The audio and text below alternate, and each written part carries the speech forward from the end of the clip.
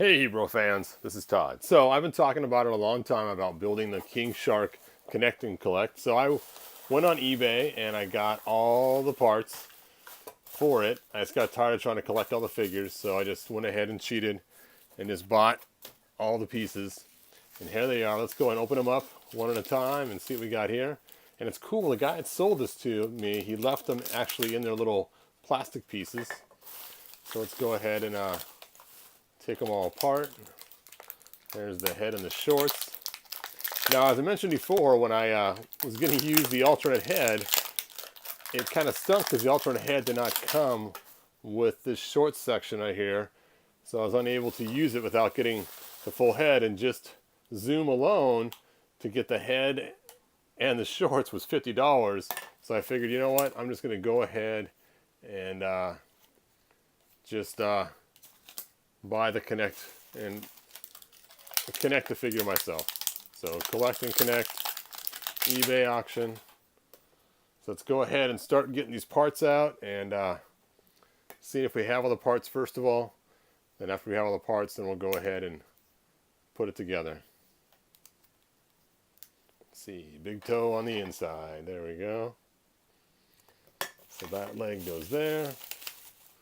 This leg goes here.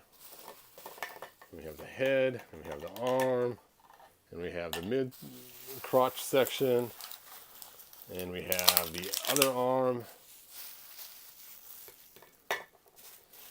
It's like, there we have the main torso. And I already had a torso. I could probably use the one that I already have, but I'm going to use the one that came with the auction. That way I can give the guy feedback one way or another.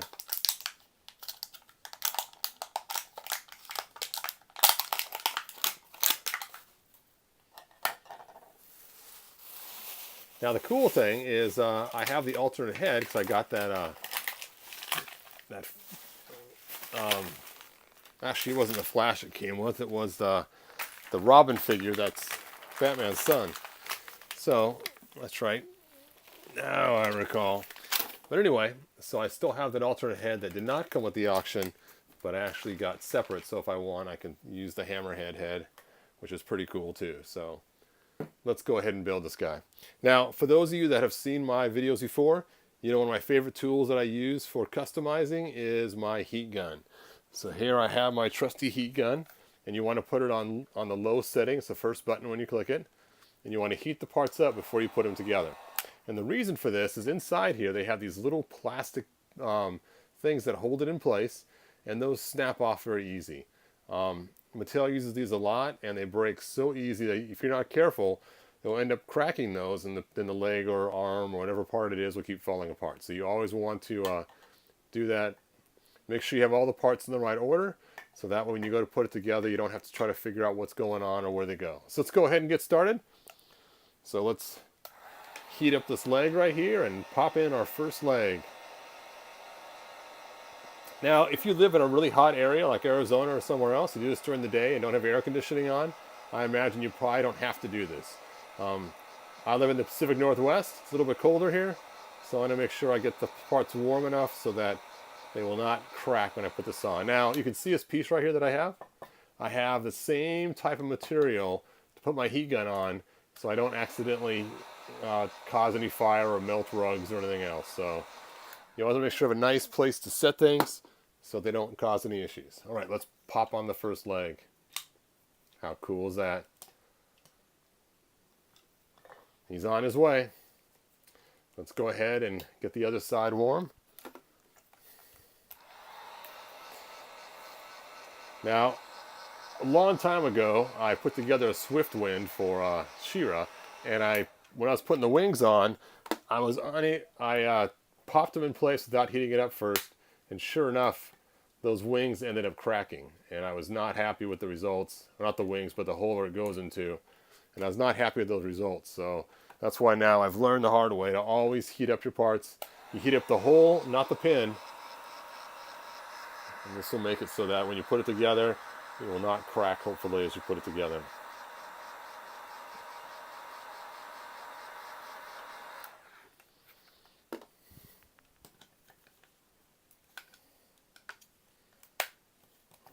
we go.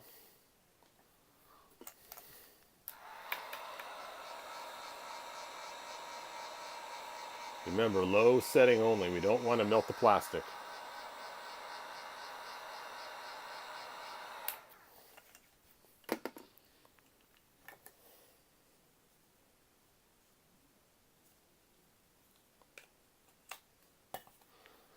All right. This guy's getting put together pretty fast. In a few minutes, I'll show a comparison of him with other figures and sizes, so you guys get a feel for how large he is and how he matches up with the other figures in the line and other figures from other lines.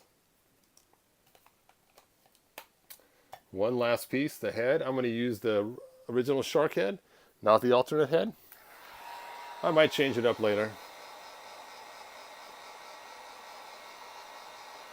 Now what's cool about this is they actually have that spot carved out in the back just for the fin and the front, so it fits in really nicely. So there we go.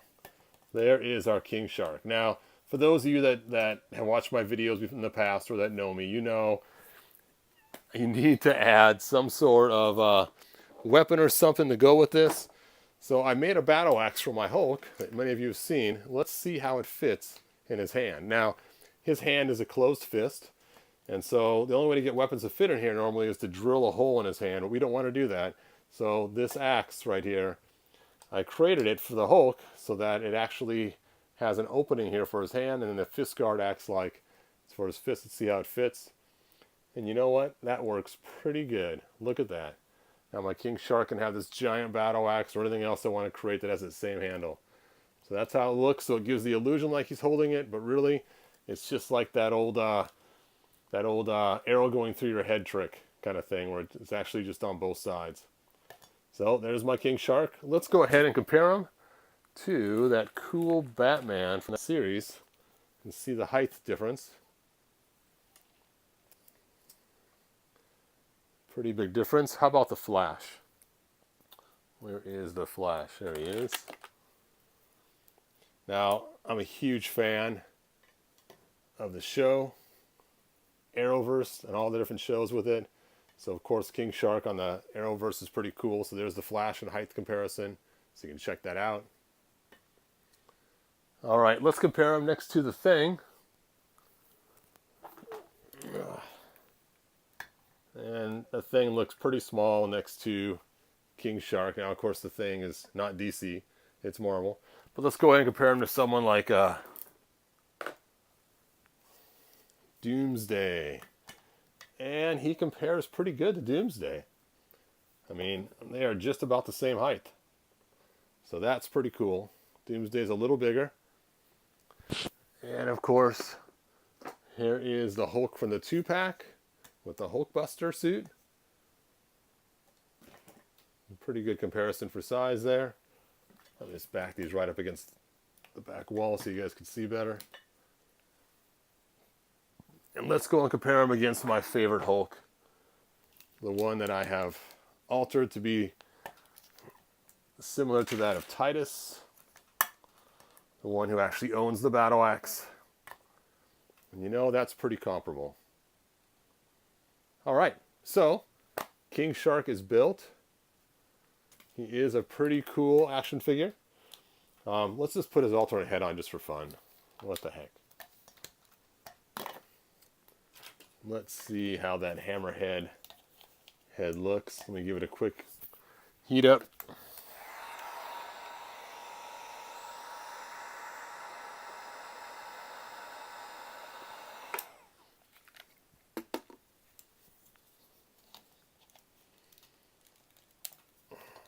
There we go.